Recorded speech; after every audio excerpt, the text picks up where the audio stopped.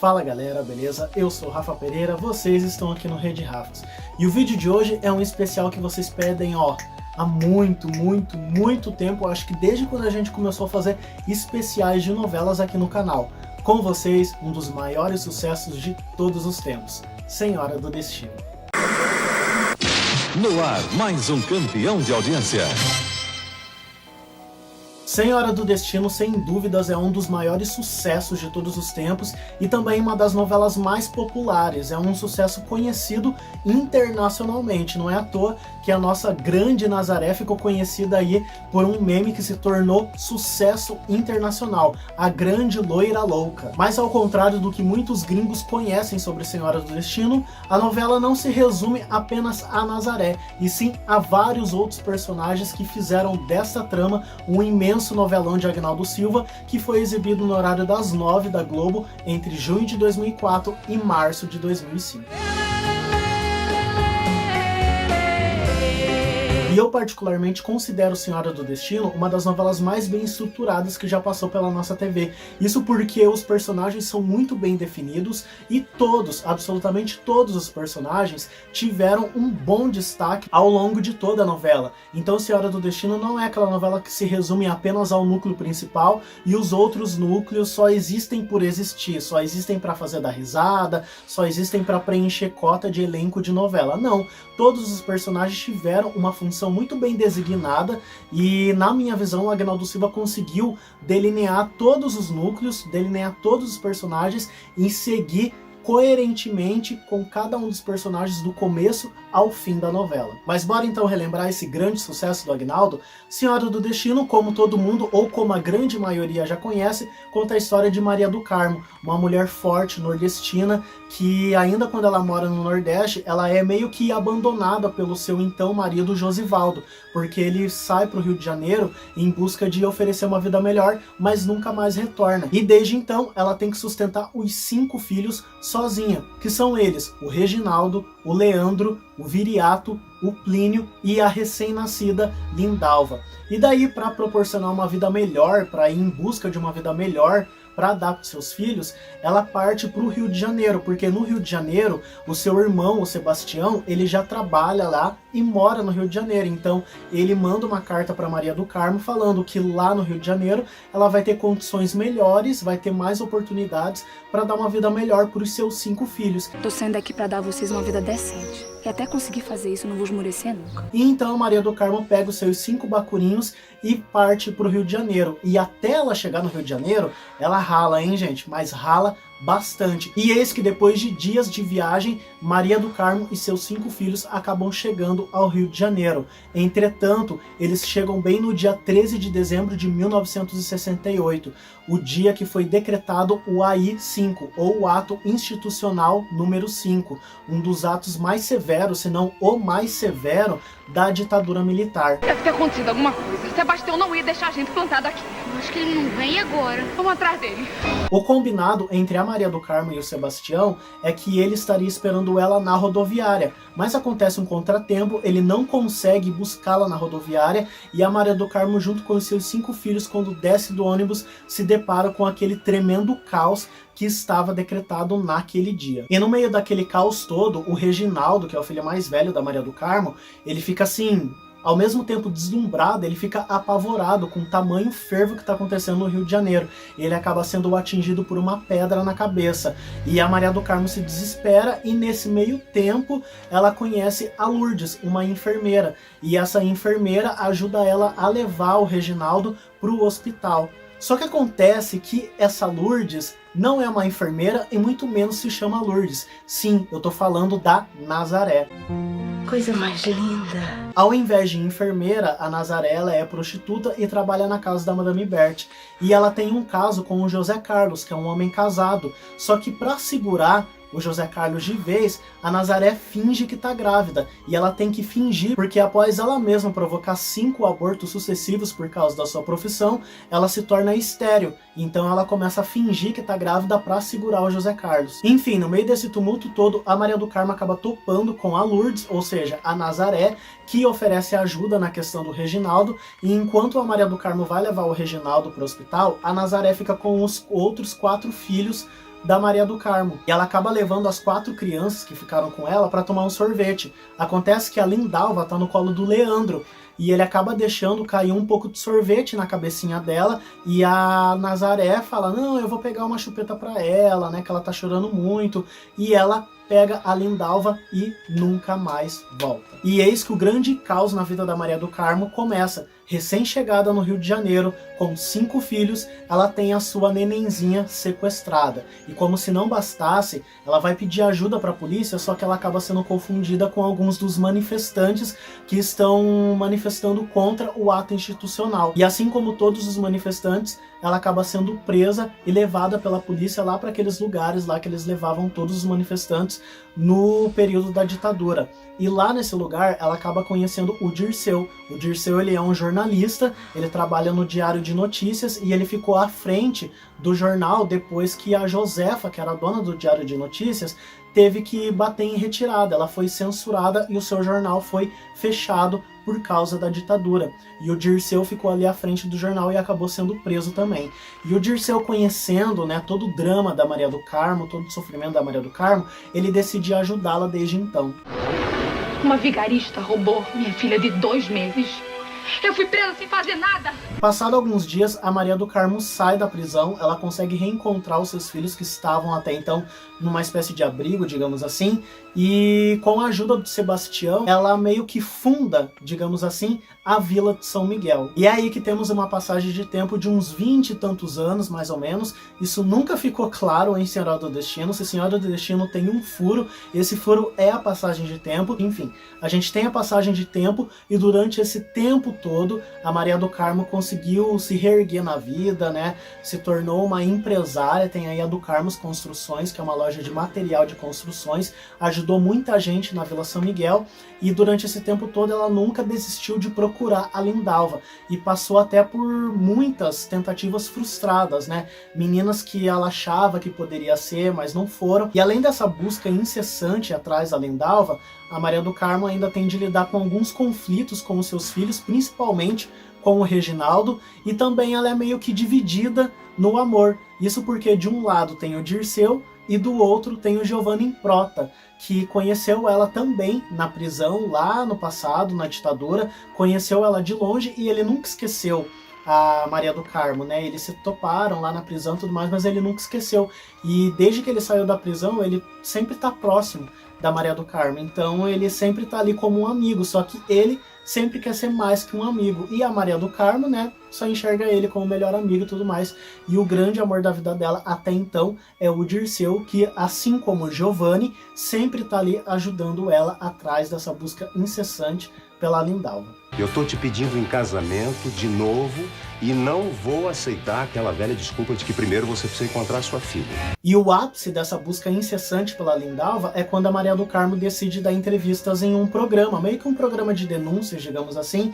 Ela vai contar a sua história em rede nacional, e é através dessa entrevista que o Josivaldo, que era o seu marido que tinha abandonado ela, digamos assim, lá no passado, acaba reconhecendo ela e vai atrás dela, né, para tentar uma reconciliação. Descobre que ela tá bem de vida, que ela é uma mulher não poderosa, mas sim uma mulher estruturada, e acaba indo atrás da Maria do Carmo para tentar tirar algum proveito. E assim como o Josivaldo reconhece a Maria do Carmo através desse programa de entrevista, o José Carlos, que é então o marido da Nazaré, acaba reconhecendo ela também nesse programa de entrevista. Isso porque, com a ajuda do Dirceu e com a equipe de jornalistas que ele tem, eles acabam conseguindo uma foto da Nazaré segurando, fugindo com a Lindalva nos braços, e através de programas de computadores eles conseguem fazer uma reconstituição de como a Nazaré estaria naquela época, nos dias atuais da novela. E é através dessa foto que o José Carlos reconhece que aquela mulher é a Nazaré, tanto a foto antiga quanto a reconstituição. Eu quero te ver na cadeia. Você não vai fazer isso comigo!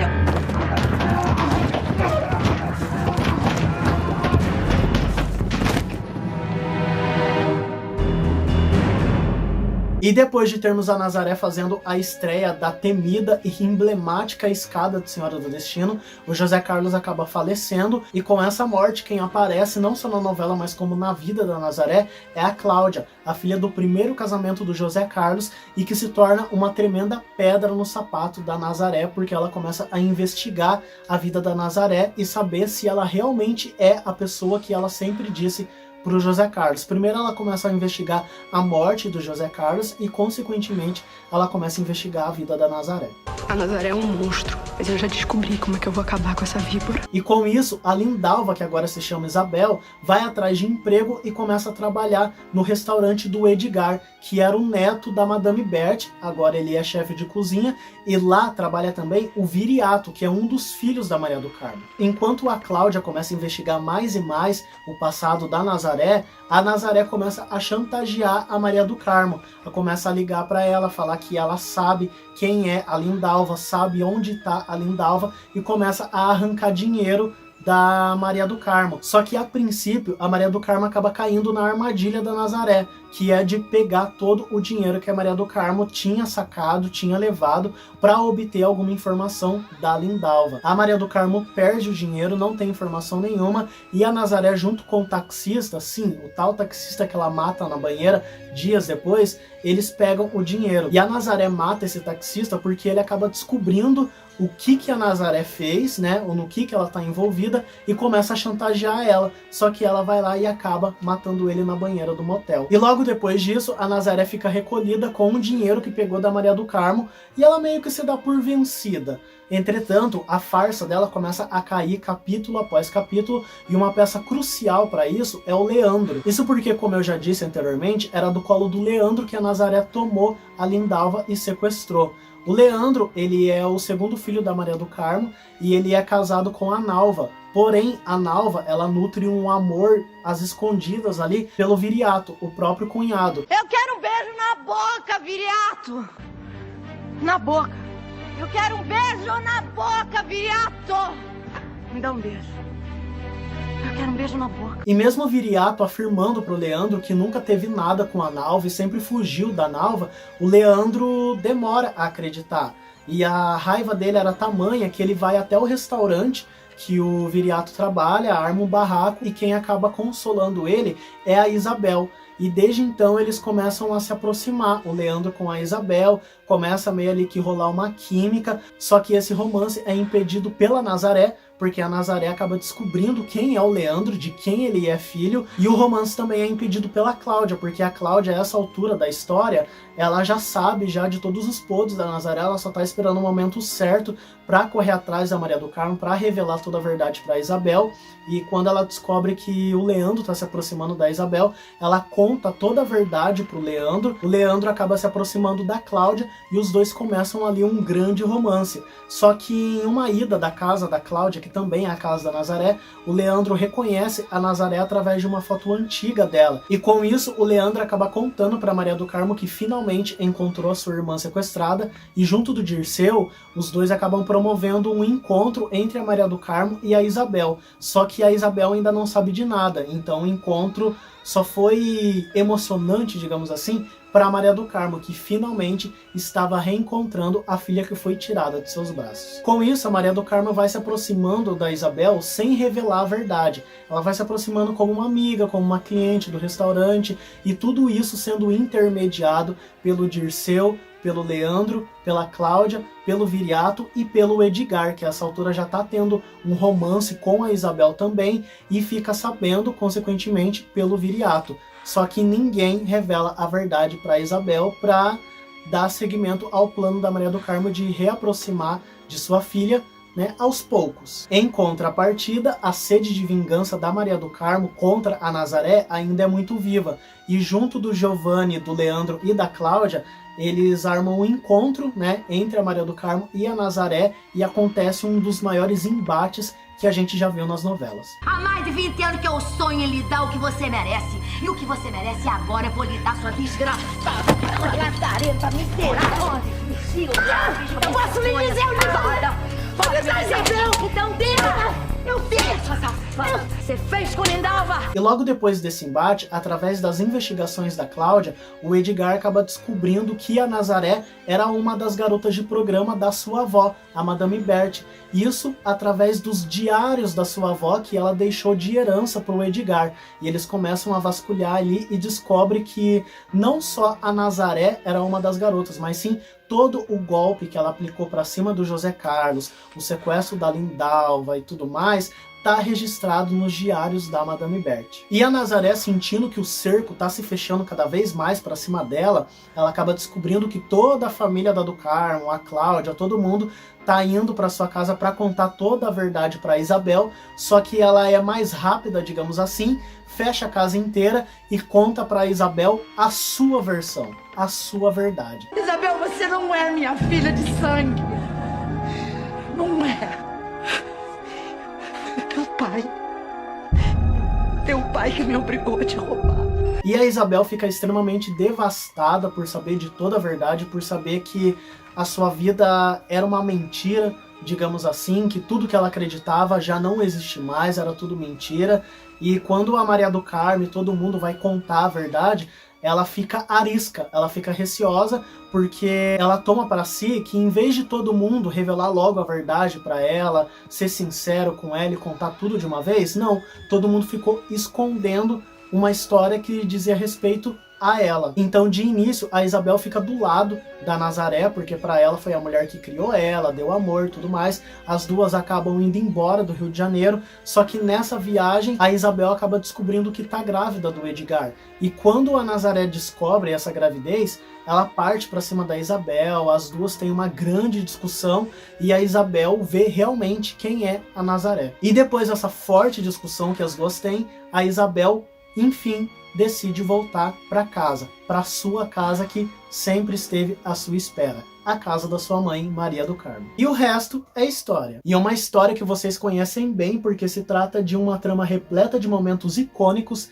emblemáticos e que entraram para a história da TV brasileira. E essa é a trama principal de Senhora do Destino, mas é claro que tem outras tramas que merecem destaque, como é a trama do Reginaldo, o filho mais velho da Maria do Carmo, que desde pequenininho já mostrava que tinha meio que um desvio de caráter, digamos assim. Ele era um pouquinho mais ligeiro que os outros filhos da do Carmo. Na segunda fase, o Reginaldo se torna um político extremamente ambicioso e corrupto, e uma das suas maiores ambições é a emancipação da Vila São Miguel, dela se tornar um município independente e ele se tornar prefeito da Vila São Miguel. E para isso, ele acaba contando, além, dos seus cabos eleitorais, ele acaba contando com o maior apoio e incentivo da própria mãe, a Maria do Carmo. Isso porque a Maria do Carmo, ela é uma forte presença ali na Vila São Miguel. Ela ajudou meio que a construir a Vila de São Miguel, ela é sempre engajada, em obras sociais, tem a comunidade da Pedra, que ela sempre está lá ajudando as pessoas, ou seja, ela é uma forte figura de Vila São Miguel. E o Reginaldo vê isso, vê o apoio da Maria do Carmo como um grande salto para conseguir o que ele quer, seja a emancipação da Vila São Miguel e, consequentemente, a prefeitura. Só que a Maria do Carmo, conhecendo o filho que ela tem, ela não apoia o Reginaldo, ela é contra a candidatura do Reginaldo, porque ela sabe que tudo que ele quer é para benefício próprio, para ele subir na vida à custa dos outros, e principalmente à custa de sua popularidade, digamos assim. Então, a partir disso, inicia-se um grande embate entre mãe e filho, entre Maria do Carmo e Reginaldo. E o Reginaldo, no começo da novela, ele era casado com a Leila, porém ele sempre teve um romance às escondidas, um romance proibido com a Viviane, que era sua secretária. E a Leila acaba descobrindo esse romance, ainda mais numa festa, onde o Reginaldo tem a cara de pau de levar a Viviane numa festa da família. A Leila fica pé da vida, e quando o Reginaldo vai embora da festa com a Viviane, porque ele foi expulso da festa pela Maria do Carmo, a Leila vai atrás, e para isso ela conta com a ajuda do Venâncio, que mesmo não querendo, a Leila meio que obriga ele a levar ela atrás do Reginaldo e da Viviane. Os dois vão parar num motel, a Leila com o Venâncio entra nesse motel e a Leila acaba flagrando o Reginaldo transando com a Viviane na piscina. Entretanto, ela tá vendo tudo da sacada de uma suíte lá de cima, e num movimento involuntário, ela acaba despencando lá do alto. E, consequentemente, a Leila morre, e o Reginaldo vê que o Venâncio tá junto e meio que faz uma falcatrua para ele sair como bom moço. Ele faz o Venâncio confessar que estava tendo um caso com a Leila e que foi o Reginaldo que foi atrás dos dois, flagrou os dois e que tudo isso coincidiu com a morte da Leila. Então, além de sujar a imagem do Venâncio, do próprio primo, ele também suja a imagem da falecida esposa. Todos nós aqui estamos tão chocados quanto você, Reginaldo. Mas só eu fui apunhalado. Apunhalado. Uma traição dupla. Tudo para seguir com a sua carreira política e também, consequentemente, para oficializar o romance com a Viviane, que é a sua parceira, sua amada, até o fim, literalmente. E falando do Venâncio, não dá para deixar de fora também o núcleo do Sebastião, o irmão mais velho da Maria do Carmo, que é um homem extremamente chucro, né, antigo, tem a mente muito antiga, então ele é muito rígido, ele é muito fiel aos princípios que para ele, né, são princípios morais e familiares. E quando acontece isso, né, toda essa treta do Reginaldo, da Leila e do Venâncio, ele acaba expulsando o Venâncio de casa porque ele não admite, né, que o Venâncio suje o nome da família. E por ser um homem muito ríspido, por ser um homem muito exigente, muito autoritário, o Sebastião ele também é assim com as filhas dele, com a Regininha, que ele acaba expulsando de casa quando descobre que a Regininha vai ser madrinha de bateria. Ele não aceita isso de jeito nenhum, e principalmente com a Eleonora, quando a Eleonora se assume lésbica, assume que está tendo um relacionamento com a Jennifer, e para ele isso é errado, é extremamente errado, é uma doença, e ele acaba expulsando a Eleonora de casa também. Então todas essas expulsões da casa, né, faz com que ele, depois dos capítulos, ele comece a repensar as suas atitudes e pensar realmente se tudo que ele está fazendo pode ser chamado de princípios familiares. Uma outra trama que também chama atenção em Senhora do Destino é a trama do Viriato, outro filho da Maria do Carmo, que ele se apaixona pela Duda, uma moça rica, de família alta, né, classe alta e tudo mais, e eles começam a ter um romance. Só que o pai da Duda, o Leonardo, ele é extremamente preconceituoso. E quando ele descobre que a Duda tá namorando o Viriato, um rapaz pobre, um rapaz humilde, ele proíbe esse romance. O romance começa a acontecer mesmo ele sendo contra, e aí rende vários, mas assim, vários e vários embates e brigas entre o Viriato e o Leonardo. Como esquecer da Djanane, a grande amiga da Nazaré dos tempos da Madame Berthe, que retorna, descobre tudo e acaba caindo sozinha, literalmente caindo sozinha. Vai cair não, já caiu. Agora eu, Nazinha, eu vou tentar para subir.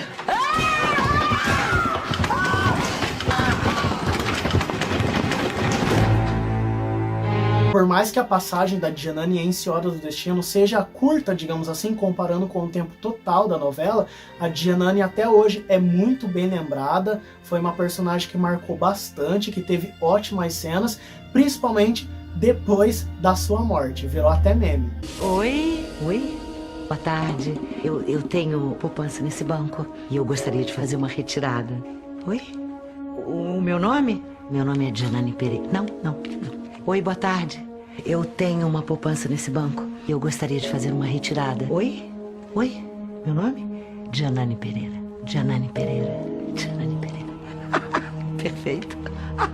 E esse é o novelão chamado Senhora do Destino, esse grande sucesso de Agnaldo Silva, que sempre quando é exibido faz sucesso. Até hoje é uma das novelas mais populares que já passaram pela nossa telinha, uma novela com grandes personagens, um elenco primoroso, uma história única, uma história singular, que até hoje é lembrada com muito carinho e com muito saudosismo por todos os fãs. E algumas curiosidades de Senhora do Destino, como por exemplo a escalação do elenco. Inicialmente, quem era para dar vida a Maria do Carmo era a Regina Duarte. ela foi convidada para o papel, só que ela impôs uma condição à direção. Ela diz que só interpretaria a Maria do Carmo se a sua filha Gabriela Duarte interpretasse a Lindalva ou a Isabel. Entretanto, na época, a Carolina Dickman já estava confirmada para interpretar a Isabel. E aí a Regina Duarte acabou abrindo mão do papel por puro capricho, né? Ah, minha filha não vai fazer, então eu não vou fazer também. E tempos depois a Regina Duarte pensou, nossa,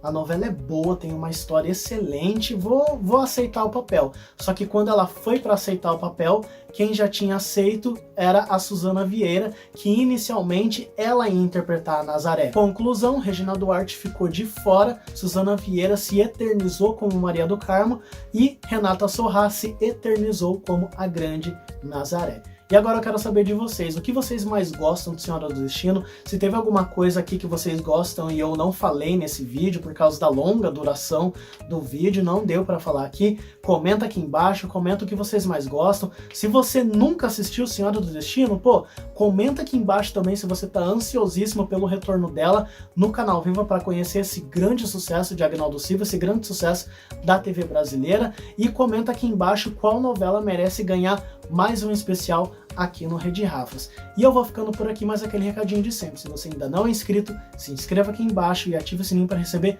todas as notificações e ficar por dentro de tudo que acontece aqui no Rede Rafas. E caso você já seja inscrito, dá uma conferida aqui, vê se o sininho está ativado para você não deixar escapar nada do que rolar aqui no canal. Eu vou ficando por aqui. Um grande beijo, um grande abraço, fiquem com Deus e até lá. Dia 28, estreia de Agnaldo Silva, a nova novela das 8, Senhora do Destino.